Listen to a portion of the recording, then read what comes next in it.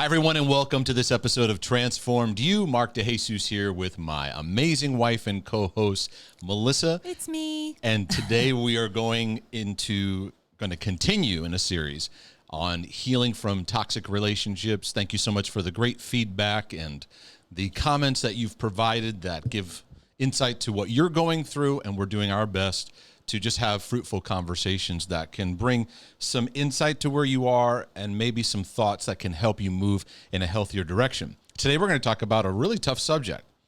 Seems like all these are tough subjects. They're all tough. I keep finding myself saying that. Super tough. This is a tough one. It's all tough. Here we go with the tough one. And then the next one. No, this one's really tough. Really tough. It has to do with conflict and confrontation. Something that we find over and over again is a subject we're not equipped for. We don't have many models for how to do it in an effective way.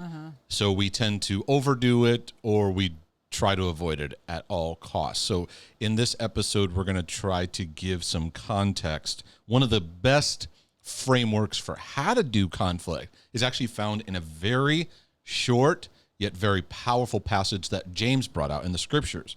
He says this: "So then, my beloved brethren," in James 1:19, "let every man be swift to hear, slow to speak, and slow to wrath. For the wrath of man does not produce the righteousness of God." Yeah. And every conflict usually goes off the rails when we are slow to hear, quick to speak, and quick to wrath. I think everyone should carry this around their neck. Like, Well, isn't that what the proverb writer said? Didn't Solomon say, "Take this, bind it around your neck, carry it around with you, put it on put it on the doorpost, put it everywhere." Maybe the modern day is put it on your phone, create a sticky note, be reminded of these things. So I think that confrontation is one of the greatest places where God can mature us, grow us, and grow our relationship bonds, bring it to the next level. And I think it's one of the greatest cause of why we stay in the patterns we stay in. We don't mature. We don't grow. I think a lot of people have an invitation awaiting them to break through areas of conflict and confrontation to the next level, and they don't take the invitation. They stay at status quo, and really a lot of times they regress. So anyway, how would you describe your journey of conflict and confrontation and where God has brought you? okay, well, as a child, I didn't really have a voice. So I was horrible at this. Extremely horrible. I didn't know how to express myself. So having to approach anyone to say, "Listen, we need to talk something," it was so foreign to me, which is why I did say this like 2 episodes prior, I think it was. I actually think that conflict and conflict resolution should be taught in schools. Even just from a psychological standpoint, I think that it would help kids big time, because in the home, parents are not resolving conflict. Kids are watching their parents either tear each other apart and down. A lot of passive aggressive comments between parents. Children are picking up on this, or a lot of the time what happens is mothers and fathers shut each other out, and kids are in a home that can be silent for days, where there's no resolve. Or this is how they're learning. Or many marriages take pride in, we don't fight in front of the children. Oh, that's a huge, right. So they think that because it's not in front of the children, but it's there. See, the thing is that we try to illuminate is what's in the atmosphere. What are you carrying towards each other? It doesn't matter if you hide it from the children or not. It's having an effect. Now, I'm not saying that we're not advocating that you should scream around your kids, and that's great. What we're saying is because it's hidden doesn't mean it's better. Right. And we actually argue in front of our kids. There are times we do. And we then talk to them because we make a point to resolve in front of them as well, so that they see. That's kind of the basic rule. Yeah. That's pretty much right. If we fight in front of them, they need to see us resolve in front of them. They have to see that. Yeah. They need to see that for their hearts. And it's a teaching lesson. And they're going to have arguments with people. Life is not perfect. You bump up into people constantly that you don't agree with, that hurt you. We are all just broken vessels walking around hurting each other. And we don't know how to deal with that, not only within ourselves, but never mind with the person.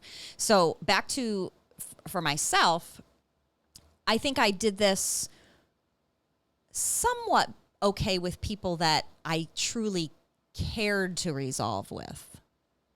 Most people, though, I would say I was afraid of it because I would lose my thought. I didn't know how to express myself. I didn't want to get the other person more mad at me or mad. There was so much rejection around this topic for me and fear. I had no idea what healthy conflict resolution looked like at all. You and I working at it together has helped me tremendously on what it looks like to express myself and feel confident in my decisions, in who to confront and resolve with and who not to, I think is, we'll get into that. But Yeah. I've learned a lot too. And like, as you're talking, I'm becoming aware of how fear affects us so much when it comes to conflict. Yeah. So our upbringing kind of sets the stage for what conflict appears to us, what it triggers in us. Mm-hmm. And then fear can manifest in kind of two ways, where we can become very aggressive in how we deal with confrontation, where you're like, just kind of like speaking up to everyone, dealing with that. You're confronting everything, or confronting things you don't even need to confront. Kind of a controlling mechanism. Not kind of, it is a control mechanism. All control is rooted in fear. And so we feel that we have to almost obsessively confront everything out of self-protection. And then fear can take us the other way, which is passive. There's fight, then there's flight, where we avoid conflict. And you just live more as just a peacekeeper, which the Bible doesn't call us to be peacekeepers, but peacemakers. And you just kind of like, just don't rock the boat. I don't want anything to rock the boat. And a lot of families get to the point where you just don't rock the boat. And it's a sign that there's all these issues that are now going to be put aside, but those issues in the darkness, in the side, underneath the surface, infect at a deeper level, right, and just remain and remain. And that is concerning. As I work with people, it reveals where they've not been taught on how to work and navigate conflict very well. And so for me, I was scared of it, incredibly scared of it. But I also felt this, because I struggled with obsessive tendencies, I would see the conflict as like it would overtake the situation. So it's kind of like almost my hand in the lens of the camera, right? Just kind of zoom. That's all I could see, and I couldn't take in the bigger picture. So I would be so nervous and scared about it, but I felt like this compulsion to have to fix that. And I've had to learn over the years, especially in what I do now, you got to be able to really take a step back and see the bigger picture and follow what the Bible's saying in wisdom and learn.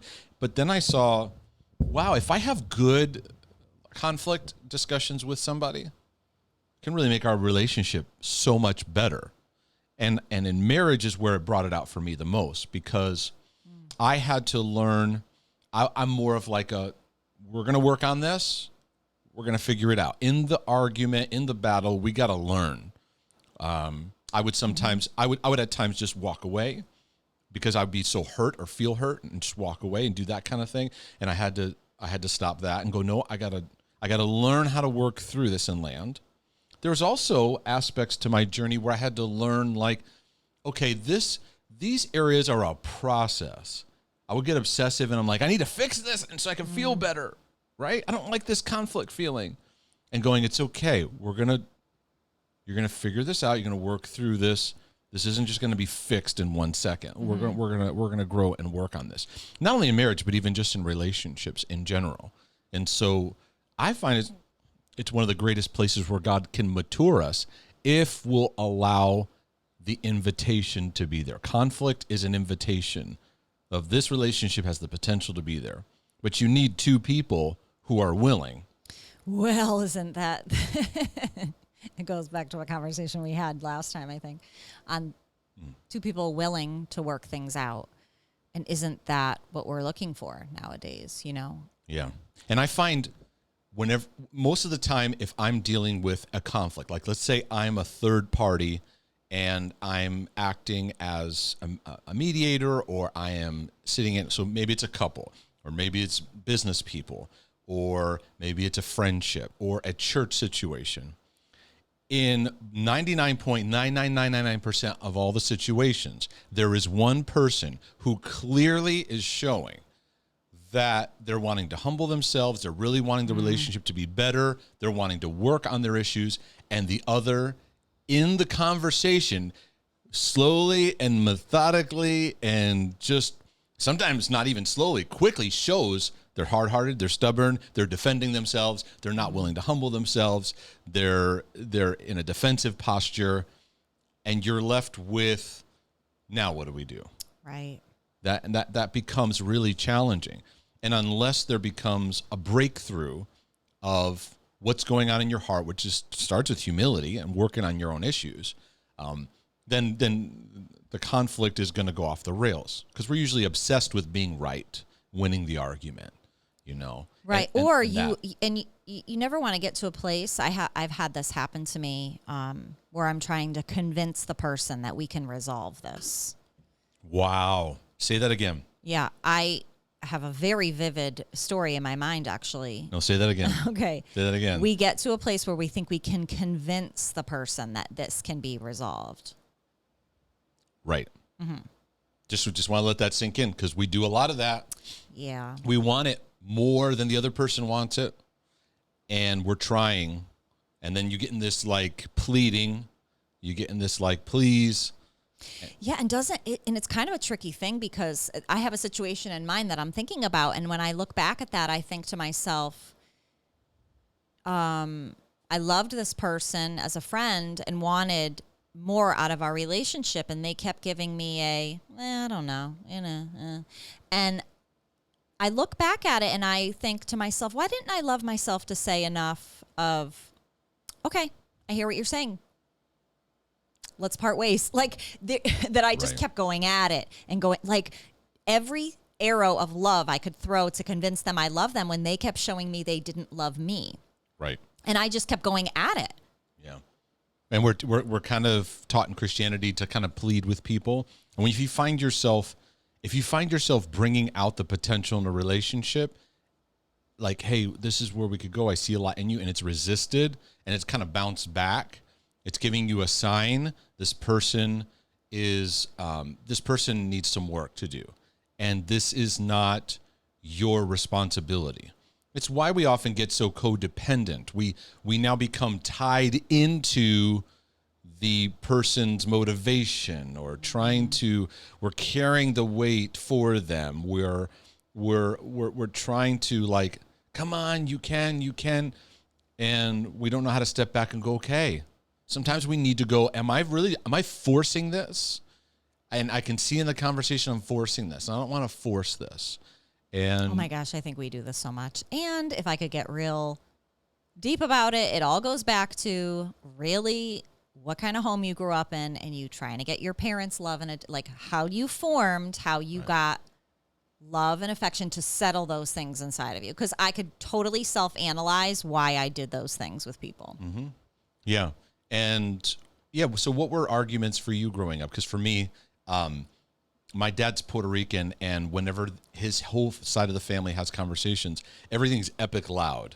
So I always thought that he was always fighting, because he would just always talk so loud. And your mom had hearing issues too. So my mom had progressively had hearing loss. So I would walk into the room and be like, "Why are you guys fighting?" And they're like, "We're not fighting. We're just talking." Now that could be up for debate. What was really going on? What was happening? But then in life, when I would see conflict, this anxiety would kick up in me, discomfort, and I had to work through that and realize that I didn't have a sense of safely navigating. I felt like arguments could mean this is over. My parents' relationship is over. I don't know where I fit, where I land. Is this my fault? And some of those early years, I developed some of that aspect of what I even do today, which is I act in a consult kind of manner, right? Coach people, do, counsel kind of work. And I can remember some of those early stages where I felt like I had to bring reason to conversations, not just Right. my parents. But I think a lot of people can relate to that growing up, and that they were the mediator for their parents. Right. And I would referee even like in the neighborhood kids. Right. And I have one kid on one side, one kid on the other side, and I'm trying to resolve this. And it's admirable, but like that created a lot of baggage that I had to work through. What about you? What was your like early reference? Oh, please. If it was being confronted, it was volatile. It was fighting. That's my reference. That if you're going to confront, you're going to fight. And fight bad. Is that what you're saying? Yeah. Yeah. Or complete shutdown, shut out. Right. It was hot or cold, one or the other. Right. That was it. Yeah, and then that comes into marriage patterns, doesn't it? Because we're like, one person will be more like, hey, this is bothering me, this hurts. And the other person will defend. And the other person's like kind of just still coming at the issue. And the other person like shuts down. Right? And, We're wearing our boxing gloves, and they kind of do the whatever and stare out the window. Yeah, we sound so dumb a lot of the time. Well, the shutdown, it's a form of hate, but we don't see that because, I teach on this a lot, that, a form of hatred is where you withdraw love, to love less. And if we're in a disagreement and I just walk out of the room, it's a passive-aggressive, unloving, hateful response, but it doesn't look like it because I'm not throwing a plate or I'm not saying something crazy or I'm not being violent. It's a very dangerous one, though, because it hits a silent dagger on the person. And I think that when we hit where the anger is epic or where the shutdown is epic, it's hitting the ceiling of your growth. That's usually a signal, this is where I need to grow. So typically where arguments and conflicts come in, you're spinning around the same issue. If you find yourself saying the same thing over and over again, I propose this. If you find yourself saying the same thing in rounds over and over again, you haven't gotten to the heart of the issue. Right. That's true. Either someone hasn't humbled themselves or because we come to conflict with our case. Because as you were talking, you're like, I didn't have the proper words. Because I think we're taught when we come to conflict resolution, you need to have all your points. And I present to you, like, no, conflict resolution, that's called a debate. That's not conflict resolution. Conflict resolution is, I come here with my heart and I want to have a better relationship with you. That's not how we come. We come with our hurt and we come with our agenda. Right. Right? And so when someone starts... Remember we had somebody do that one time? They came with a notepad. Do you remember that when we had our church? They had like three papers. I think I blocked it out. It was a list. I think I suppressed it. You remember that? Wait, hold on. Let me write that down for my next point 12. my next counseling session. And it didn't matter how much we said, oh, wow, we didn't realize that, or whatever. They were like, okay, next point, this is what you did. It was like, yeah. Yeah. Sorry, so I didn't mean to derail. So like point number one that I want to address here, and then if you go, oh, I'm sorry if that that happened. I didn't mean to. I want to work through it. You share your heart, and it's like, okay, so the when second you did thing, that, right. Then you're dealing with a litigator. You're like litigators. So I got sucked into that for a long time, and that's what made conflict resolution so stressful for me because I felt like I need to be on point. Like this is not conflict resolution is not a political debate and winning the debate. It should be based on relationship and moving forward in the relationship. We don't do that. We're just like, this is my hurt. You're going to hear it and you're going to feel it. You're going to feel my hurt as I'm telling it to you. Right. And that's why we teach so much on rejection and the rejection route. Because rejection fuels that bitter perspective. Like a lot of times we come to conflict, we don't come to listen. We come to be heard. And we have this magnifying. Here's the interesting thing. Because most of us have a wound of not being heard. But when you come to conflict resolution, you don't listen to other people. No. Because if you really want to turn the tables on your pain, in other words, you weren't heard, you know how you get to heal that? Start hearing other people when they're with you. Think about that for a second. We want to be heard so much, but then you don't give that to other people when you talk to them. You're like, well, I've never heard. And then you talk the whole time to people. You talk over them, dominate the conversations. You're reproducing your pain. Right. Right? You got to think about that for a second. Right. That's why the exhortation in James is so important, because he says, be quick to listen. It's like when I come and sit down, I want to actually tune my ears where I'm listening, not just hearing. I'm not hearing the words coming out of your mouth. I'm listening to your heart. And I wanted, even people who do this really well, like they're like Jedi level kind of, conflict people, when they hear, they try to even articulate back to you what you're saying. Like people who do this epic well, they try to like, so this is what I hear you saying. Is this what you're saying? Because I want to make sure I hear you correctly. That's maturity. That's active. And many times their response is, if you feel that way, if I made you feel that way, I'm sorry. Mm-hmm. I don't want to make you feel that way. And it's not that like dismissive, like, well, I'm sorry. What's the way they say it? I'm sorry that you feel. Sorry you feel that way. It's I'm sorry you feel that way. Yeah, that's not what we're talking. That's not what we're talking about, because it's kind of like it's kind of contempt. It's or there's no sorry, and it's well, that wasn't my intention, Right, because that's where it's heart. Because you could say the same sentence with a different heart, right? It's all about it's not the message, it's the package, and it when you have humility, you're coming in there. I want to listen to you, so. I'm coming into this because I want to understand. In the old leadership teaching days, Stephen Covey talked about seek to understand. Right. To rather than trying to be understood first. Like listen. Isn't that what the saying goes? I think so. Something like that. You can correct me in the comments if but seeking to understand the other person is critical. Even if you feel they've wronged you, you come in with a sense of, okay, this hurt, but I know they didn't mean to, so I can express it and give opportunity to hear them out. That's work though, babe. Like that's work, because then that's like, as you're talking, I'm like rewinding in people's histories, my own history. You got to go back and deal with, because most of us grow up not being heard, not being seen, not being given the opportunity when a parent should say to a child, how does that make you feel? Mommy and daddy want to help you understand. We didn't have those conversations. So now you're going into teenage adulthood, because it starts to kick up in high school, conflict stuff, jealousy. I mean, it's a hot mess. This does not get resolved. And now it's 100 times worse with the texting, social media world, where revenge is now a huge part of society. Revenge is huge because you can annihilate someone's reputation. You can annihilate things. It's not like back in the day, in the good old 80s and 90s.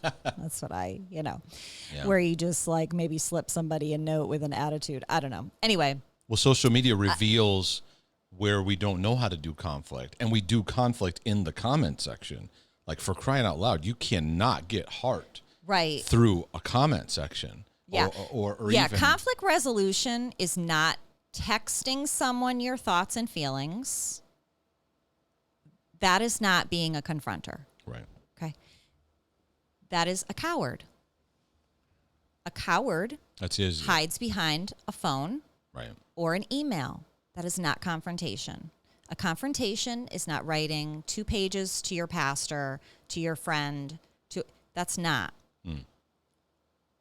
It's true. Heartfelt confrontation and conflict resolution to grow the friendship or relationship is done on the phone, talking, or face to face. We're in an era where people are. I told them, no, you didn't. You did it on Facebook. No. And so even if you win, like let's say you go those avenues, I proved my point, and you told proved them. your point, and you win an argument, and you lost the relationship, you lose. Right. You lose. You won the argument, but you lose. In your marriage, you win the argument, but the marriage doesn't grow. You lose. It's still a loss. It's only a win when two people humble themselves and work on things and work on first your own issues. You come to a relationship and you say, I'm here to work on me.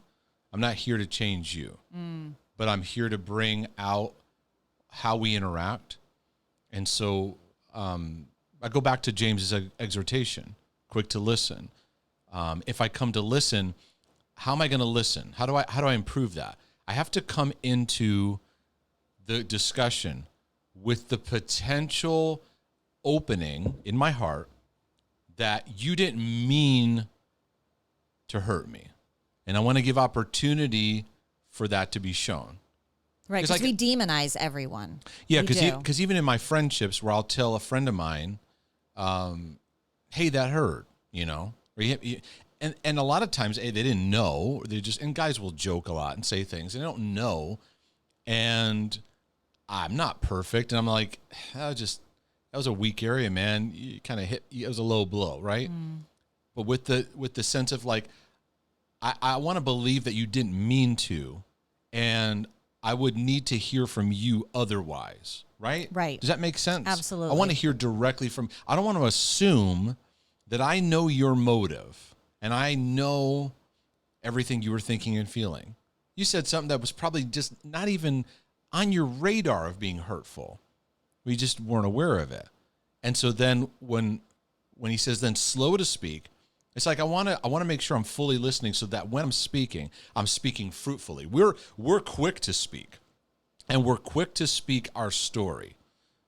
And here's the thing that I want to encourage those of you watching and listening to this, and from my heart, I want to challenge something, is when you come to these conflicts and you come from hurt, the hurt infects your perspective.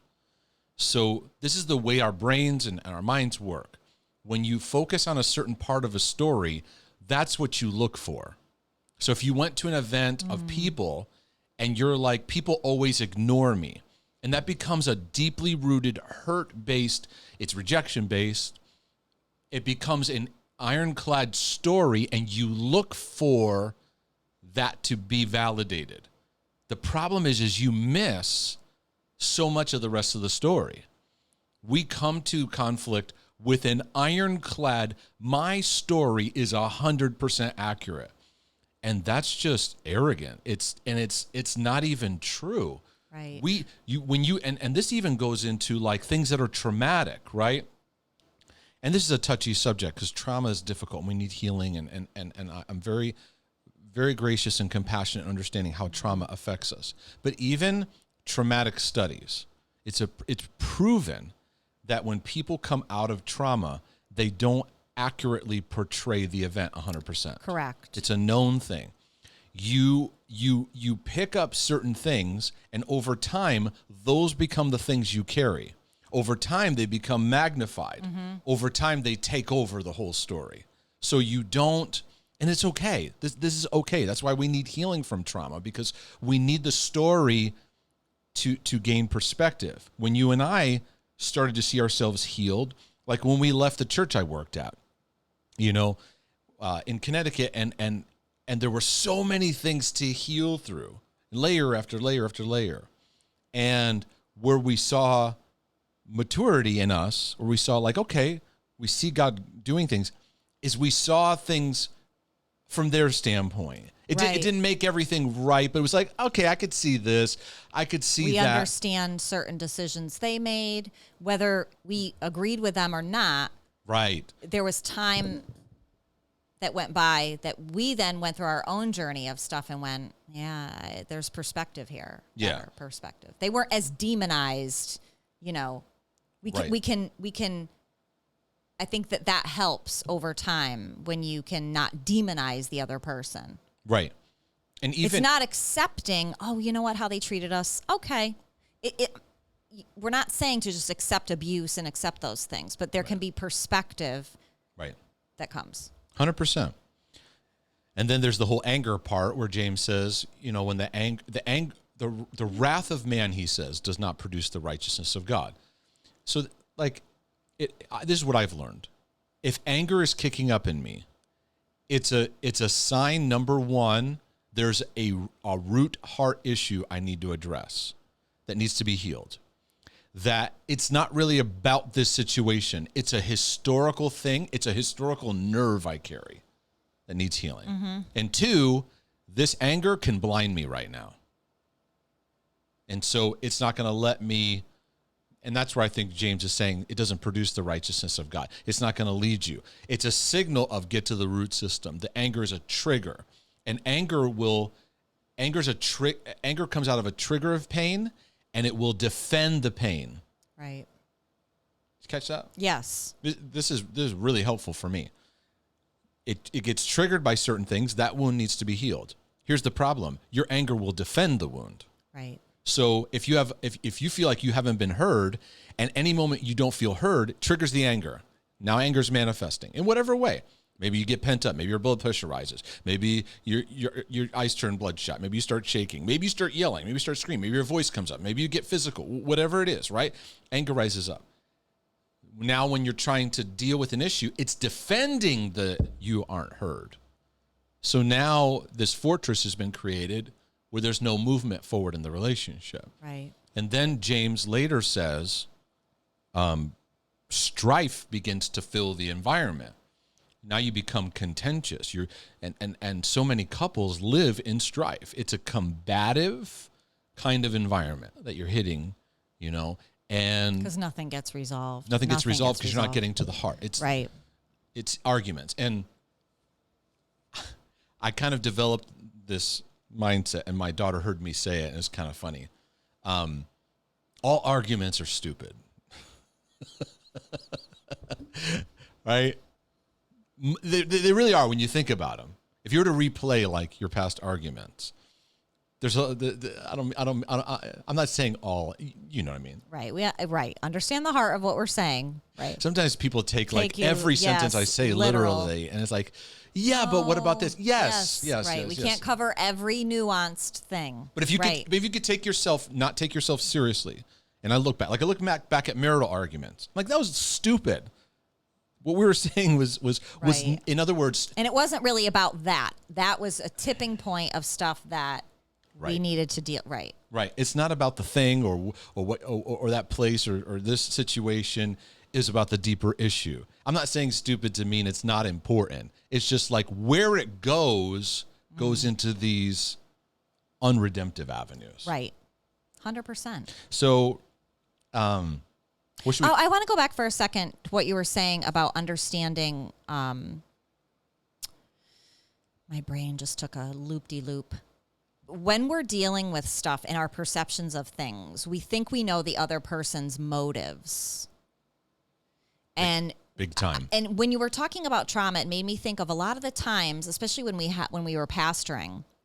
Max was newly getting diagnosed, and we were in like insane stress. We had just opened our church. Abby was literally born. Mm-hmm. Epic stress. Like the first week, why we did that, I would never recommend. But anyways, yep. So if I would come in chaos, because Max was like a tornado, and then I had a newborn, and I didn't say hi to someone, and they took an offense, and then we don't ever take into consideration other people's trauma, pain. Mm-hmm. That's why we're a big advocate. I just wanted to circle back to it for a second. A big advocate of understanding other people's stories and understanding how they tick. Mm-hmm. And understand that in conflict, the other person, we assume they're meditating on how they can hurt us. Right. And if anything, they're actually just thinking about themselves. And as a result, for whatever reason, I'm not saying they're selfish. Maybe like you're coming in, like the example of you coming into church, you're overwhelmed with Max, with Abby, with what we're doing that day in the service, with stuff going on, the stuff from the week, and you're already overloaded. And then it just this thing happens and someone passes you by and they're needy in that moment. And then we go to assumptions, and we often believe our assumptions are accurate. We think our discernment is ironclad. And why not just challenge your assumption? Why not challenge your assumption that everyone's not out to get you? The world is not against you, and that this will always be this way, or that if you even go into, here's one I believed, is that if I address this issue, it's going to automatically go bad. Now, it could, but coming in with that as my story disempowered me, because I had to learn it could go bad, but it doesn't mean my day has to go bad. Wow, I had to learn that process over and over again, because I had to learn to be secure in who I am, because I would carry conflict on me. So if the conflict didn't go well, I would carry it. I would carry the pain of it. I would spend that night about it. I would replay it. I would then move into, oh, I should have did this better. I should have done that better. Then I would try to do things to repair it more. And it was very dysfunctional. Replay's the worst. Replay is the worst. Oh, it's the devil. It's the devil. Yeah. So I kind of think about, like, when it comes to whether it's marriage or in various different areas of conflict resolution, it's really about you working on yourself more than anything else, and just how you come to it. And we come into conflict resolution armed up. And I just want to kind of bring to the table that that's not the way to come to it. Right, because here's the caveat I want to make. Most of the time, the other person doesn't know how to resolve with you, and it doesn't end well. Right. I'm just stating a fact, and I think you all agree with me. Yeah, it's true. Most of the time, it doesn't end well. So it's a twofold goal of finding freedom for your own heart and self, and the invitation is there for the other person. Invitation's an important word. I want to create an invitation. An invitation to grow the relationship, and then taking your piece and kicking the dust off. To me, that's the ultimate right there. Because then you find more freedom, and now you have resolve, which we all need more of. The thing that I try to go in is, besides the other things I shared, in addition to what you're saying, compassion. I want to have a heart of compassion. I don't want to get lost in my head in arguments and defense postures and all that self-protection stuff. I want to have all your stuff lined up. I want to have an open heart. So I'll even go into discussion. I don't have a list. I'm going with an open heart. And if I can't think of the words to say, I'm going to pause for a second. Hold on. I'm trying to gather, because I want to release myself of that kind of pressure. But what I am looking for is the person willing to be reasonable, heart to heart reasonable? And there's even a word that you see sometimes in the scriptures about being reprovable. Right? Asking, is this person willing to course correct? Are they willing to go, all right, oh, yeah, I see that, and I can work on that. I want to work on that. Oh, all right. Like, wow. But if it's just one-sided, just kind of hitting an issue, there's nothing we can do here. And I've got to let it go until I can see, because I think sometimes we over chase people, over convince. Yeah, we really do. Over plead. And we just keep going back for abuse. The worst too is when you're trying to talk with somebody and they just stare at you and say nothing and go, well, I don't know. Yeah. Or whatever. Yeah. And then you keep going at it. Yeah, because God brings correction into our lives. I find the correction is not in the form of, Mark, I want you to work on this. The correction comes about through my relationship field, right? Where an issue keeps just coming into the radar. It's not like blasting me, shaming me. If it gets to the point where it comes to an intense head, like of exposure, it means that the clock's been ticking for a long time.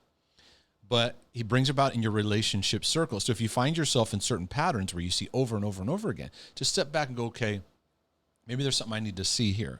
Because God created relationships to sharpen us. And I can't control you. Like, I can't control that you're going to serve God or that you're going to be healthy or want a healthy marriage. Right. Like I true. can't. All I can do is create an invitation and work on me. And I feel like there's times where I put too much pressure on it and I got to like lay back. I got to understand I got to understand wisdom. Yeah, we've learned that a lot over the years. I don't know that, like, I know the Bible says if someone wrongs you, go to them. But there's also wisdom in context, because sometimes we can obsessively go to people over an issue when really you kind of need to go, okay, God, is this the timing? When would be a good timing? Because there's been times for me where I see something, and because in that context, he's talking about a brother who's wronged you. There's been a direct thing, right? Sometimes we look at our field of relationships and we feel to jump into something, and it's like, no.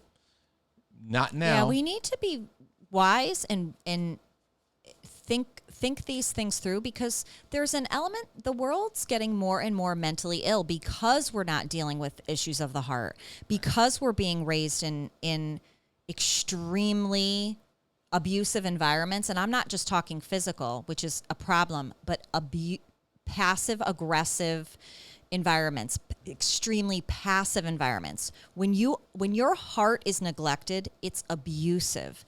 And we're seeing, I think, more outward responses to what this is. I think we're seeing greater effects of that. And there needs to be safety when you're engaging someone, and be wise that this is a relationship I want to invest in and go to the next level. This is someone I want to work on and work towards something greater. Yeah. And be wise in it. Totally. I learned when I was a youth pastor, and I mentioned a little bit in some of the toxic parenting and toxic children. And I saw quickly with a few people that, wow, my only interaction with this teenager is to correct them. This is a problem, right? And I think that's a helpful thing in understanding relationship needs to be the priority. If every time I'm around this person is to bring out a correction, this is not going to be fruitful. And so, do I have a relationship with this person? Do we have interactions where we can, in the context of relationship, let these issues bubble to the surface and navigate? Because I find in relationship, if you'll just let the flow happen, it bubbles to the surface and you can invite it in and allow it to be a part. I find it will happen. Does that make sense? Yeah, I kind of liken it to a fact of where you are in relationship and you earn the right to speak to things. Yeah, like relational credibility. Like, you've shown that you love them. You've shown this, right? I like that, relational credibility, where you, in a lot of ways, you earn the right to speak into things with people in love. Yep.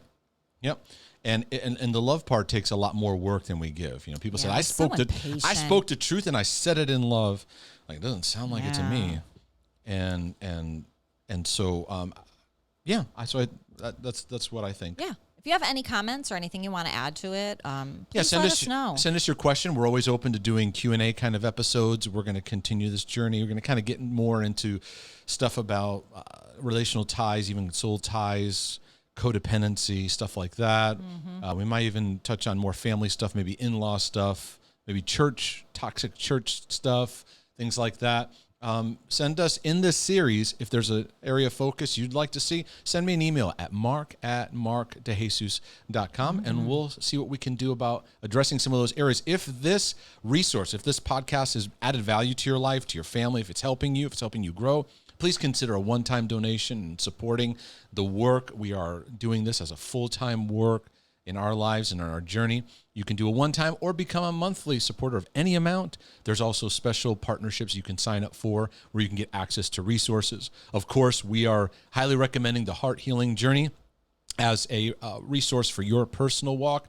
I did mention today the root of rejection, and we think that that's if you want to walk into relationships at work, at home, at church, in your world in a more effective way, we got to deal with this root. It will transform how you do relationships. So anyways, we'll see you guys next time. Thank you so much for all your positive feedback and encouragement. We're grateful for it, and we're grateful to be a voice in your life. So we'll see you next time. Thank you, everyone.